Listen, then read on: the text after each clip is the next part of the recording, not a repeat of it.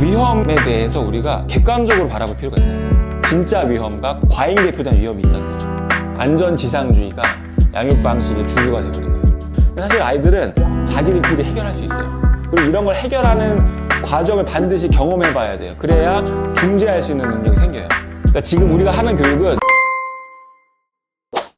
왜 그렇게 됐냐면 두려움에 사로잡혔기 때문인데, 아까 말씀드렸지만 8, 90년대에 보도 전문 채널, 케이블 TV 이런 것들이 나오기 시작하면서 뉴스들이 막 쏟아져 나오는데, 특히나 선정적인 뉴스, 그러니까 부모들이 딱 보면 헉 하는 뉴스들 있잖아요. 그런 뉴스들이 이제 시청률도 높고 하니까 그런 뉴스들을 이제 쏟아내는 거예요. 광고 목적을 위해서도. 그리고 이제 그런 뉴스들이 자극적이고 우리의 눈을 더 끌죠. 그러다 보니까 그런 뉴스들이 확산되는데 너무 과잉 대표되는 거예요. 하나의 사례들이. 그러니까 이를테면 이런 거죠. 얼마 전에 이제 태권도 도장에서 아이가 죽었잖아요.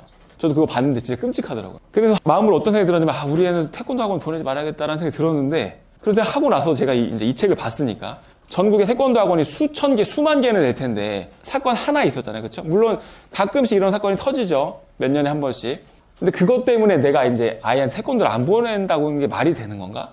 그러면 사실 집 밖으로 내보내면 안 돼요. 왜냐면 얼마나 많은 사고들이 있어요. 차에 치여서 막 다치기도 하고 죽기도 하고 그러잖아요. 그러니까 위험에 대해서 우리가 객관적으로 바라볼 필요가 있다는 거예요. 진짜 위험과 과잉 대표된 위험이 있다는 거죠.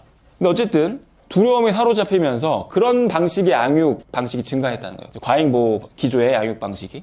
그래서 2000년대 이후부터는 영미권 국가를 이제 중심으로 해서 공공장소에서 부모 감시를 받지 않는 아이들이 사실상 없어졌어요. 우리나라도 사실 줄어들기 시작하죠. 미국에서는요, 아이가 혼자 돌아다니면 부모가 기소돼요. 철창신세를 져야 될 수도 있어요. 실제로 그런 사례들이 있었고 뉴스로도 보도가 됐었는데, 사실은 근데 매우 안전해졌어요. 수십 년 전에 비해서 공공장소에서의 범죄와 사고 위험으로부터 매우 안전해졌는데, CCTV도 굉장히 많아졌죠. 근데 우리는 훨씬 더 아이를 과잉보호하고 있다는 거죠.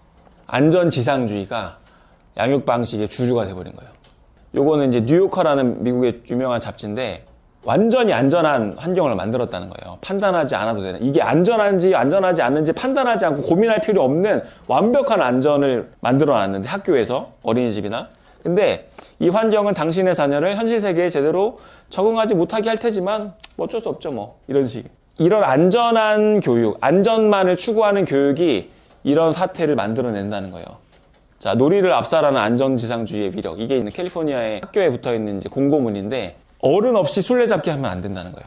어른이 있을 때만 술래잡기 하고, 그리고 손바닥으로 태그하면 안 돼. 왜냐면 아이가 아파서 고통스러울 수 있으니까. 손가락으로 태그해. 그리고 벨이 울리면 모든 놀이를 중단하고 하도 동작을 멈추고 줄 서야 돼요. 군대 같죠, 그죠? 어른이 없이 술래잡기를 왜 하면 안 되냐면, 혹시 누가 따돌림이라도 당할까봐, 분쟁이 발생할까봐.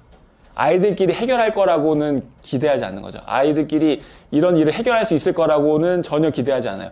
사실 아이들은 자기들끼리 해결할 수 있어요. 그리고 이런 걸 해결하는 과정을 반드시 경험해 봐야 돼요. 그래야 중재할 수 있는 능력이 생겨요. 요즘에는 아이들끼리 싸우면 부모님들이 큰일이 나시잖아요. 근데 그러다 보니까 아이들이 그런 상황을 굉장히 어려워하고, 뭔 일만 있으면 선생님한테 얘기해요. 자기들끼리 해결하려고 노력하지 않아요. 그러니까 그런 능력도 안 생기죠. 그러니까 요즘 젊은 친구들을 보면은 그런 게 좀 많이 부족하다는 생각이 들 때가 있어요. 그리고 요즘에는 쉬는 시간에 못 나가 논대요. 학교마다 좀 다르겠지만 나가 노는 게 금지된 학교들도 많고, 복도에서 뛰는 게 거의 모든 학교에서 다 금지돼 있죠. 그냥 하지마 이 정도가 아니고 벌점 주고 막 그러거든요. 좀 과도한 측면이 있어요. 애들이 못 놀고 못 뛰고 그래요. 학교에서. 자, 안티프레질리티와 애착체계. 애착체계라는 게 왜 생겼냐면, 포유류한테만 애착이 있어요. 뭐 파충류나 조류나 이런 건 애착 없거든요. 이 애착체계가 왜 중요하냐면, 어른이 되려면 기술이 필요해요. 그래서 기술을 발달하려면 연습해야 되잖아요. 나가면 위험해요. 포식자한테 잡아먹힐 수 있어요. 그러니까 두 가지 목표가 필요해요. 포식자한테 안 잡아먹혀야 되면서 기술도 발달시켜야 되는데, 두 가지 상충하는 필요를 관리하는 심리적 계가 애착체계예요. 그러니까 인간한테도 당연히 있죠. 부모라는 안전한 기반에서 벗어나서 탐구를 하는데, 탐구하다가 불안을 느껴요. 두려움을 느끼거나. 그러면은 다시 돌아와요. 왜냐면 마음을 진정시켜야 되니까. 그럼 잠깐 또 있다가 또 나가요. 또 불안하면 들어오고. 여기 하루에도 몇 번씩 계속 반복돼요.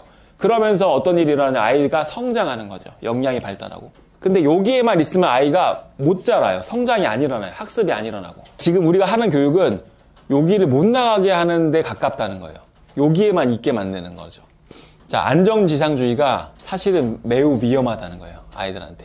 그러니까 애착이 잘 형성된 친구들은 불안을 느껴도 금방 괜찮아져요.